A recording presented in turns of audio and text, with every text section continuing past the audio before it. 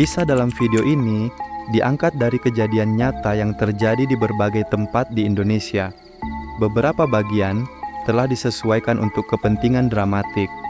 Jika terdapat kemiripan nama, tokoh, atau tempat dengan kehidupan nyata, hal tersebut semata-mata merupakan ilustrasi dan bukan untuk menyinggung pihak manapun. Video ini dibuat sebagai sarana hiburan dan perenungan. Tonton dengan bijak, dan ingatlah, tidak semua yang terjadi di balik malam bisa dijelaskan dengan logika.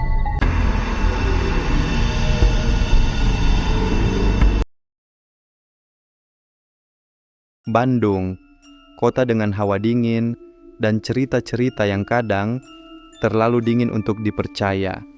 Tapi malam ini, aku akan membawamu ke sebuah kamar kos di pinggiran kota, tempat di mana seorang mahasiswi baru menginap dan tak pernah sama lagi setelahnya.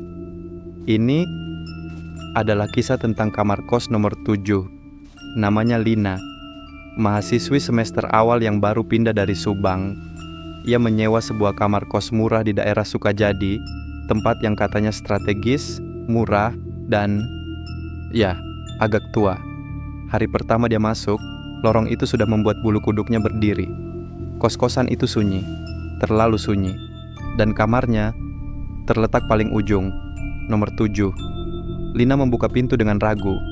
Di dalam, kamar itu tampak biasa. Ada kasur, meja belajar, lemari tua, dan sebuah cermin besar menempel di dinding. Cermin itu kabur, berdebu, dan entah kenapa, seperti sedang mengamatinya. Malam pertama, Lina belum bisa tidur. Ia merasa tidak sendirian. Beberapa kali ia mendengar suara seperti bisikan samar dari arah dinding, tapi kamar sebelah kosong, hanya ada dirinya. Dan bayangan yang tak seharusnya ada. Sekitar pukul 2 dini hari, ada yang mengetuk dari dalam cermin. 1, 2, 3 kali. Lina membeku. Tidak ada siapa-siapa, tapi ketukannya jelas dari dalam cermin. Esok harinya, Lina mengelap cermin itu. Tapi saat membersihkan, ia melihat bayangan perempuan berdiri di belakangnya. Lina berbalik, tidak ada siapa-siapa.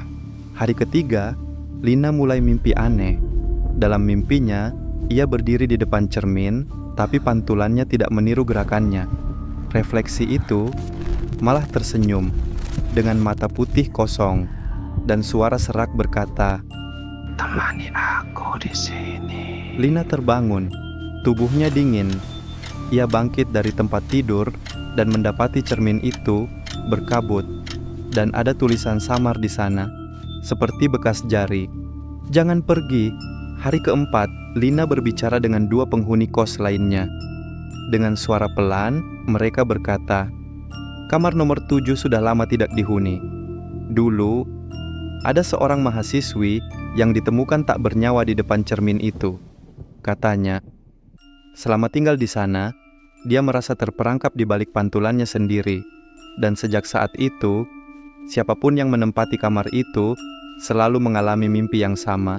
Mereka berada di dalam cermin, dan perlahan bayangan mereka mulai hidup dengan sendirinya." Malam terakhir, Lina menatap cermin itu dengan gemetar. Refleksinya tidak lagi mengikuti gerakannya. Ia perlahan mundur, tapi bayangannya tetap diam di tempat. Kemudian, dengan sangat perlahan, refleksi itu melangkah maju. Tangannya menjulur keluar dari dalam kaca. Gelap. "Kamu masih percaya cermin cuma pantulan?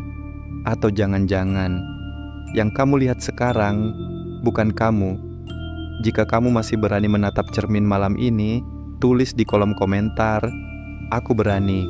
Dan kalau kamu suka cerita horor seperti ini, jangan lupa untuk like, share, dan subscribe channel ini. Karena masih banyak cerita nyata yang lebih gelap dari yang kamu bayangkan. Sampai jumpa di cerita selanjutnya, kalau kamu masih berani.